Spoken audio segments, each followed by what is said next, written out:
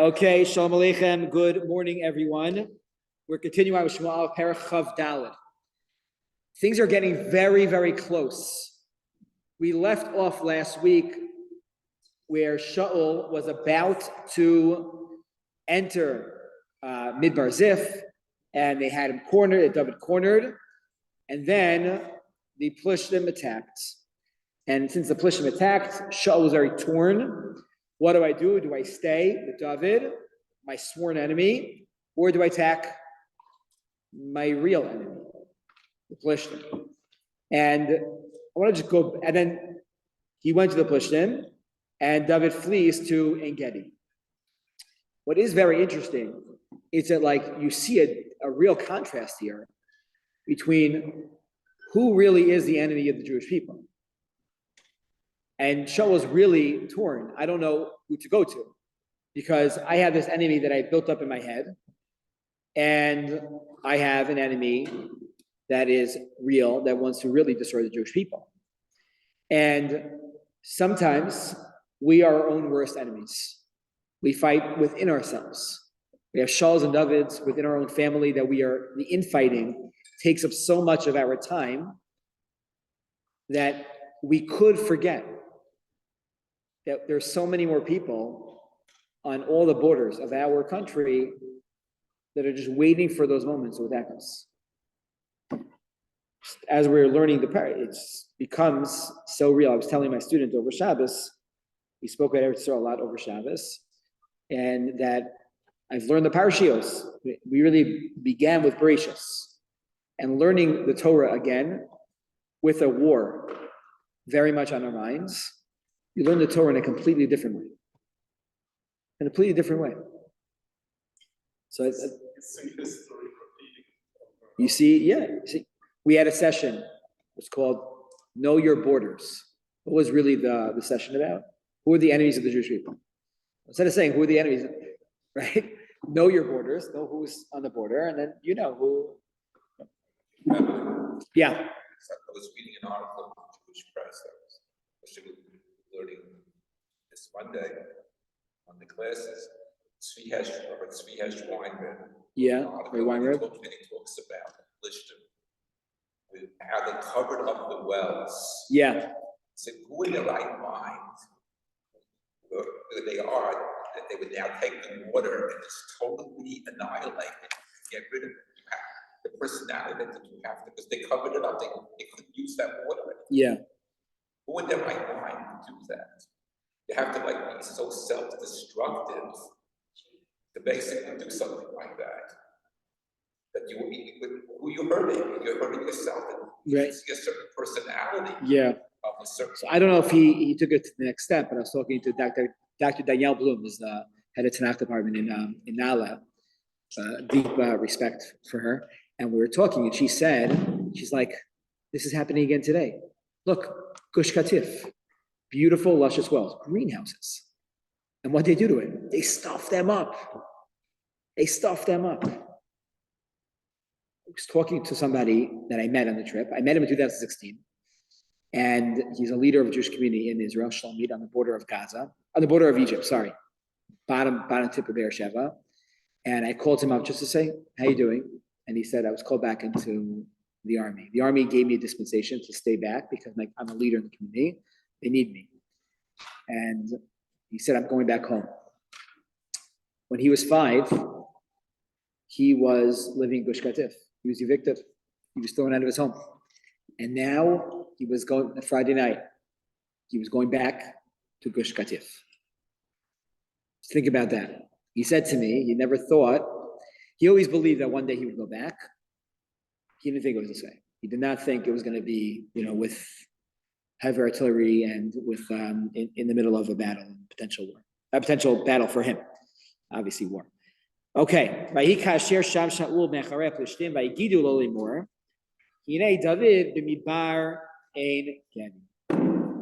So David Shaul returns from the Plishtim, and people tell him again, he's got spies everywhere, that you know where David is now? He's in En Gedi. Has everyone here been to En Gedi? Yes. Yeah? Yeah. It's great. It's easy hike. There's multiple options on how to do the hike. You don't even need to break a sweat necessarily to go to that. And it's beautiful. It's beautiful. We did it this summer. We went actually with the Stokars together. And there's 4 different pools that you could go into with waterfalls. It was like over 100 degrees. So it was really, really beautiful to go in. And you think about David HaMelech and him composing these Mizmor Tehillim and running away and hiding from Shaul. This is where we are. This is where one of the few places that the seminaries, the yeshivas can go to on a trip. They can't go to most of the country. Just safety-wise, they can't go. Here is in a safe area. They can go there on a one-day trip. Vayikach Shaul shloshes alafim ish bachur mikol Yisrael. Shaul takes with him now 3,000 young men in a war against one person, maybe 600, right? We don't know. Does he know that there's 600 people following him? Yes, he pointed out 400, 600, but it's a lot of people. And he goes to find David al Pinei on the face of Tzurei HaYa'elin. There are Ya'elim. What's a Ya'el? How do we translate Ya'el there? Is a wild goats, gazelles. Gazelles, beautiful. The Ein Gedi water bottles, right? They have a Ya'el on the front of the water bottle. Vayavo el gizro tatzon al haderech v'sham me'ara. Vayavo Shaul haseches regla. So David where is he hiding? Al Pinei Tzurei HaYa'elin. There are these huge boulders, these huge rock formations. It's a huge mountainous area, and he's hiding in the mountainous area. And then he goes to the bunches of sheep that are on the derech, and there he finds a me'ara, a cave.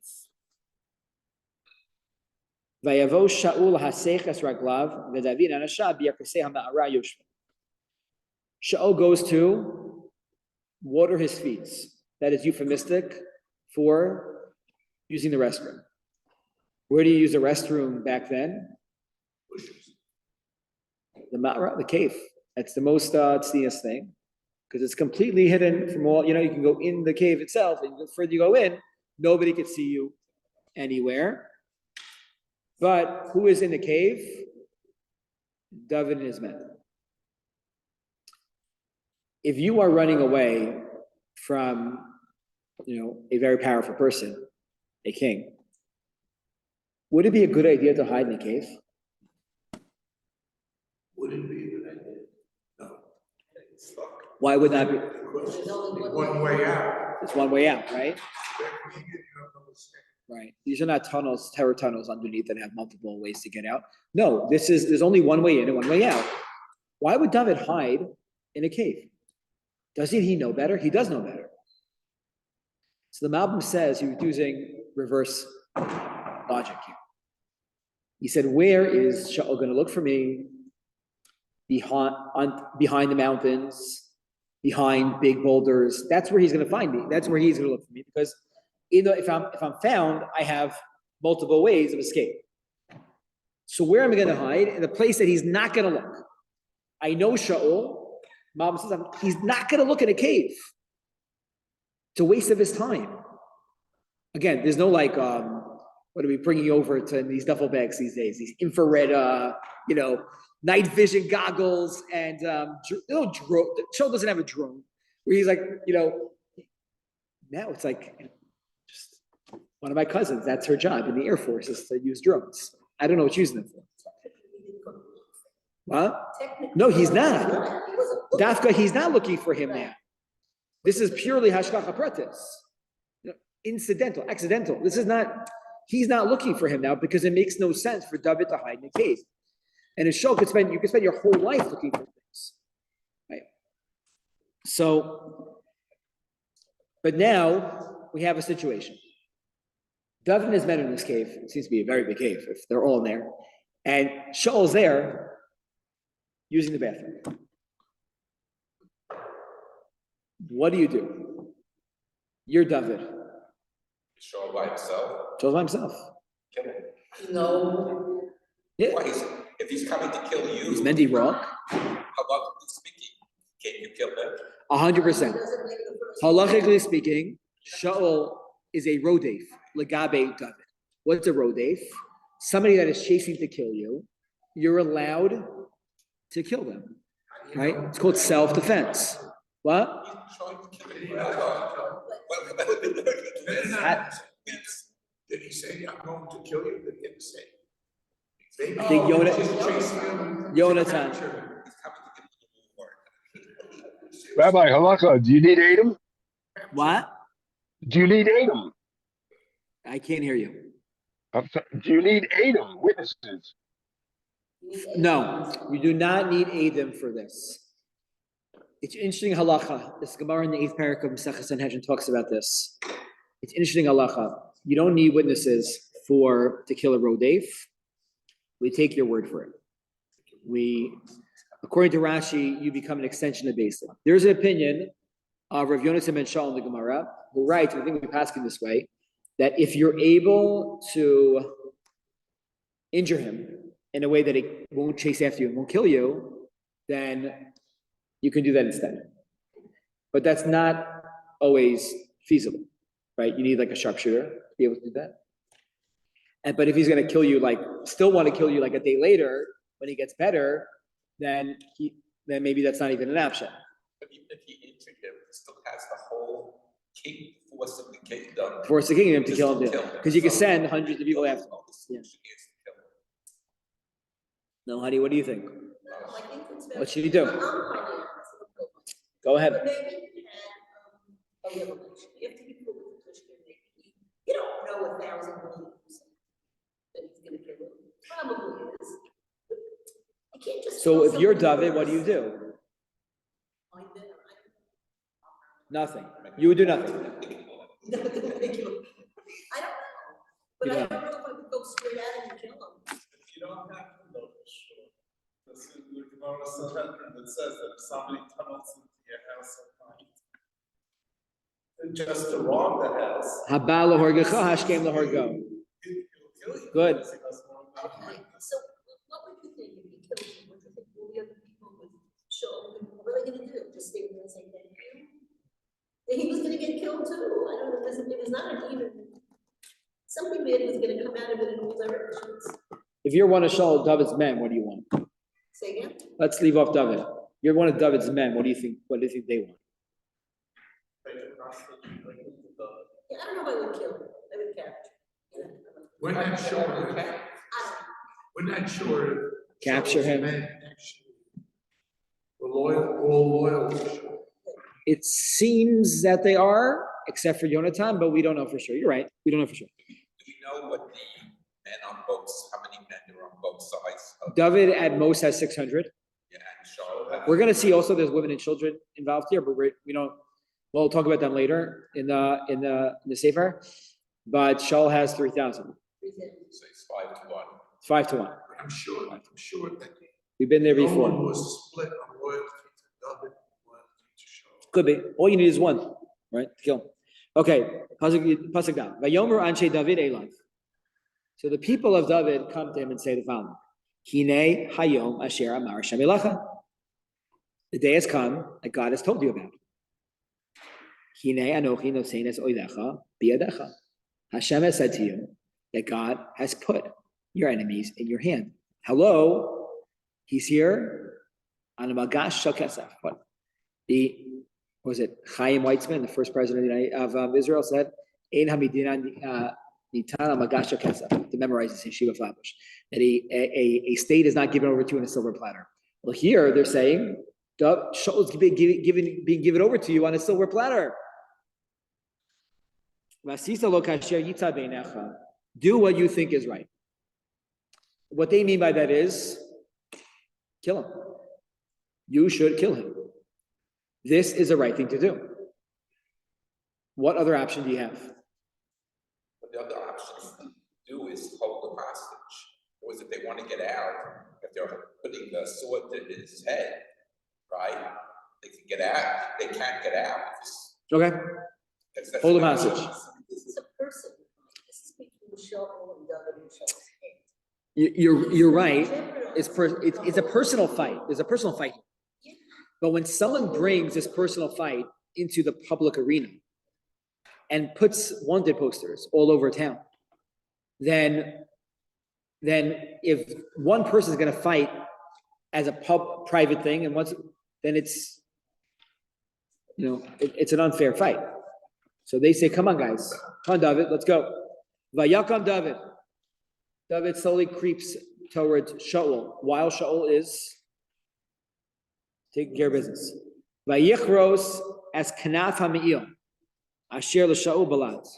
What does he do? He slowly walks towards Shaul and cuts off the corner of his garment. So was his coat off of him? What? It seems like he was wearing it. It seems like, we'll go to the Gemara in a minute, it seems like he was wearing his coat. And he cuts off his coat. And 300 people were also set fire. It just, No, they were in the caves when the Christ no, but I'm talking Dutch. Must have been in a big cave, I don't know. Yeah, I hear you, I'm not sure. No, I see, there's some caves that are huge, cavernous. That's very likely, Yeah, they're still looking in the caves in Yam HaMelech today for things, right? They're still discovering things today. V'acharechein, vayach leiv David oso, asher karas es kanaf asher l'Shem. After this happened, David his heart was struck. He had remorse. He didn't appreciate, he thought that this was a wrong thing to do to the Melech.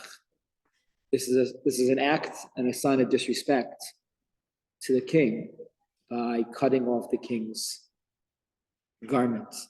Vayomer lanasham, and he says to his people, Chalila li me'Hashem, im e'eses hadavar hazeh, laduni l'mashiach Hashem. Like, how can I do anything wrong to the anointed one of Hashem? Lishloach yadi bo, he Mashiach Hashem. He's a Mashiach Hashem, right? And I can't do that to him. Vayishasa David is an Hashem d'varim v'lo nasa lakum el Shaul v'Shaul kamei ma'arav v'yelach b'derech. And David now subdued his people and said, met and said to him earlier, hello, this is what God, giving it to you straight on some platter that you talked about. And now he's saying I shouldn't have done it. His own men are acknowledging that Hashem did this for you. Right. So he needed to subdue them. He needed to subdue them and say, don't go. Don't fight them. This is a simple interpretation of what's happening here. That David's even having remorse over what he did. The people want to go, and David says, stop. You see here a few things. Number one, there isn't a different interpretation here. The Rabbi writes in an extreme way that David has remorse for only doing this to Mashiach Hashem. He should have done more. That's very different. It's very different. It's a Rabbi. The Rabbi writes that he should have done more and he made a big mistake and he had remorse over not finishing the job over here. Simply put, that's not the simple understanding of what's going on. You see a very strong role of leadership here by David HaMelech. You see sensitivity, you see how he, not only in this act, but how he looks towards the future and sees what repercussions would be if he would in fact do what everyone else wanted him to do. If he did what everybody else wanted him to do right now, the repercussions would be terrible. There would likely be civil war. You can't get a message out there that no, Shaul's really trying to kill me, and I'm trying to kill him. That's not going to work. It's just not going to play itself out. That could be civil war. That could be Binyamin again, Shaul's son Binyamin, against everybody else. People are going to take sides. And at David, you're going to become king? Hashem told me to become king. Wonderful. how's that going to work? With you killed somebody to become the king? It's not going to work. Even though it makes so much sense, even though it looks like he's being the weak one, there is the argument to be made that when are you the strongest? When you can destroy everything and you hold back and you don't. That is the greatest expression of strength. And that's what I believe Shaul is really doing here. You see his greatest act of military strength is when you hold back. You say, is this the right thing to do? Halachically, maybe it is. He would be Yotze. There'd be no Aveira on his, but the repercussions of this act would be so terrible. The Gemara here writes that Amar Yossi Bar Chanina, Kol HaMevazes Begadim, anybody that degrades clothing, in the end, they won't benefit from clothing. We read in the Haftorah 2 weeks ago, Parshas Chayesara, when Melech David came Baba Yamin. When David was old, he was cold. People, when they get older, they get colder, easier. And what did he need to wear? A lot of clothing. He had a lot of blankets on, and it didn't get him warm. So they see here, because you did not have covered respect for the clothing of Shaul HaMelech, you lose out on your clothing also. Very interesting. So the Ben Yehoyada says, that's not nice, that's wrong. He was showing compassion. This is the greatest sign of compassion. This is such compassion. He was wrong here. So says the Ben Yehoyada something amazing. He quotes the Medrash. Medrash writes, you know what was wrong here? He cut the kanaf me'ilah. What did he do? He cut his tzitzis. He cut the corner, therefore Shaul's pater from tzitzis now. Milty's like, what are you talking about here? So what does this mean? That he's cutting off his tzitzis. He's now in the Gemara. David, you don't need to rip him off spiritually and cause him to lose mitzvos. That's too much. All you could have done is just rip part of his, I don't know, something else, his overcoat. Do something different that would have showed the same act of compassion, but you went a little bit too far. Again, is this a major Aveira, major transgression? In the scheme of things, no. But you see how at least Chazal, factor in pulling away potential mitzvos from somebody, how seriously we do take that. I think it's something really to think about. It's symbolic of when at 120 you bury a man, and you supposed to, I believe, bury the talus with them, but don't you take off? That's Yeah, they don't have it. So maybe this is symbolic. Symbolic of One that. foot in the door. I don't Right, so where else have we seen ripping clothing in Sefer Shmuel already? One other time. With Shaul tore Shmuel's clothing. We weren't. It was who tore whose clothing?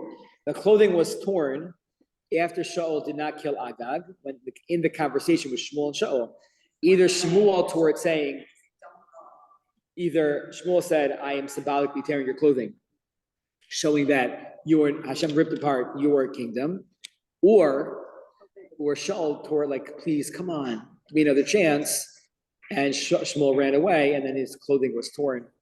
Similar to like the glass slipper running away. Time is out. Yeah.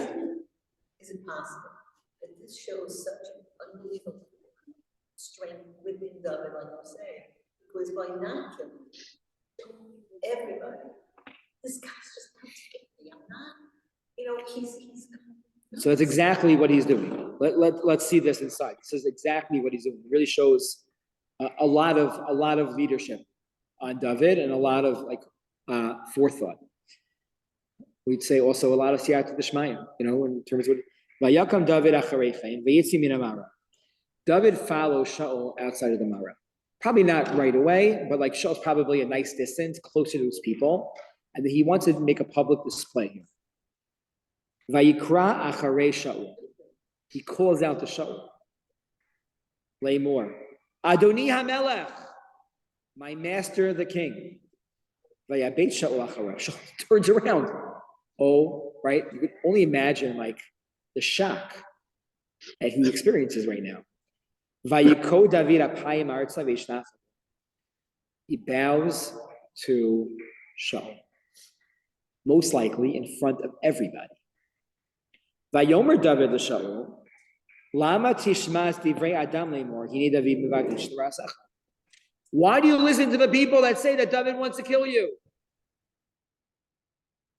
Hine hayom hazeh ra'u einecha. You see today, Eis asher nesancha Hashem hayom biyadi.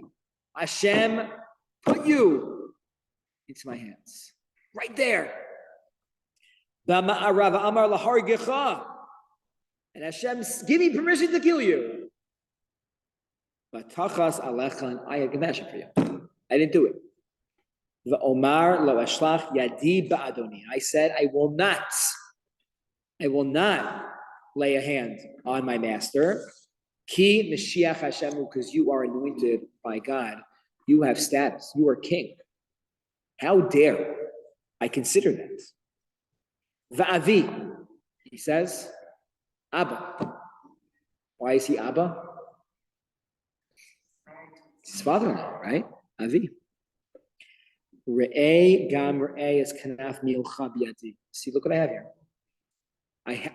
I got so close. I got so close. Ki becharti is kanaf milcha v'lo harakticha. I cut your clothing and I didn't kill you. Da re'eh ki in biyadi ra'ah fesha v'lo chatasi lach. I have no anger over you. I have no qualms. I don't want to hurt you. And all you want to do is take away my son. All you want to do is kill me. I really, let's end this right now. Yishpod Hashem beini uveinecha, unekamani Hashem imeka, v'yadi lo tiyevach. Hashem should judge between me and you, meaning God's a true judge. Let him decide who's right and who's wrong here. It shouldn't be you and it shouldn't be me. Don't take these things into your own hands. Kasher Yomar Mishal Kadmoni Meirashayim Yetzei Rasha. Yadi Lo Tievach. David here says something very interesting. He says, there's an old parable that says, from evil begots evil. This is a line that Rashi uses a few times in his Parish and Chumash. There's an old statement. Yep. What's the statement? What goes around comes around. You don't need to figure this out. I know the Rashi tells us, the Rotzeach, the person that kills by on purpose, but no one sees him. What ends up happening? Ends up walking by somebody that was a Rotzeach b'shogeg, but nobody saw him. So he's still walking around, and he accidentally kills somebody else who needs to kill the guy that Shemechai Misa, and then everyone sees him, so he goes to Ari Miklat. What goes around comes around. You don't need to determine this, and I don't need to determine this.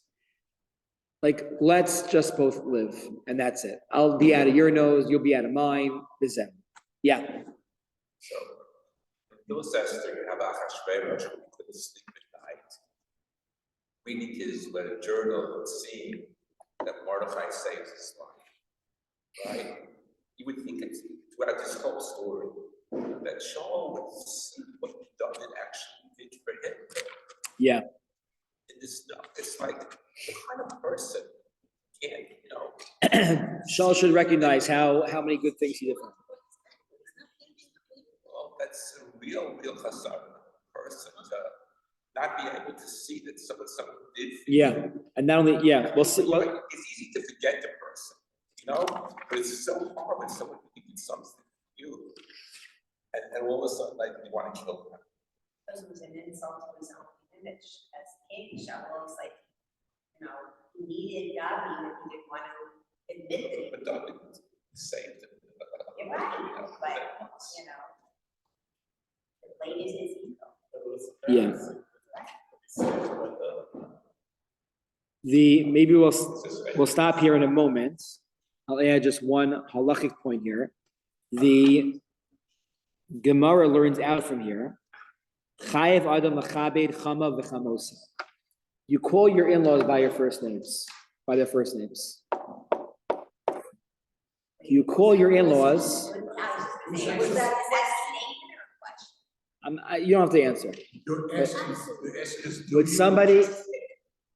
Do you call your in-laws by their first names? Absolutely not. No. In Israel. To call your parents by their first names is a violation of kavod kibbud avim. Good. But we're not saying what people do. But for in-laws, are you allowed to call them by their first names or not? I say no. I don't think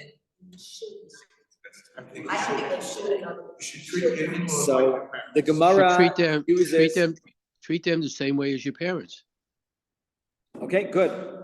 Chayev adam l'chabed chama v'chamos.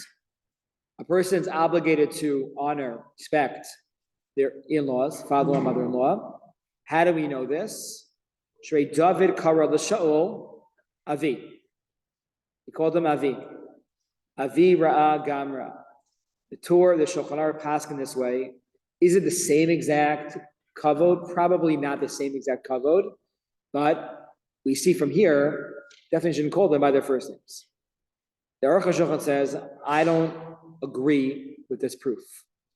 The Eini Maven Haraya. That, David called him Abba, so therefore, you should call your father-in-law Abba. He says, I don't like that. Why not? Because Elisha was a student of Eliyahu Navi. He called him Abba too. So Abba here doesn't necessarily mean a term of endearment or a term of father or son-in-law. It just means that like you are greater, I learned from you. It doesn't necessarily mean it. So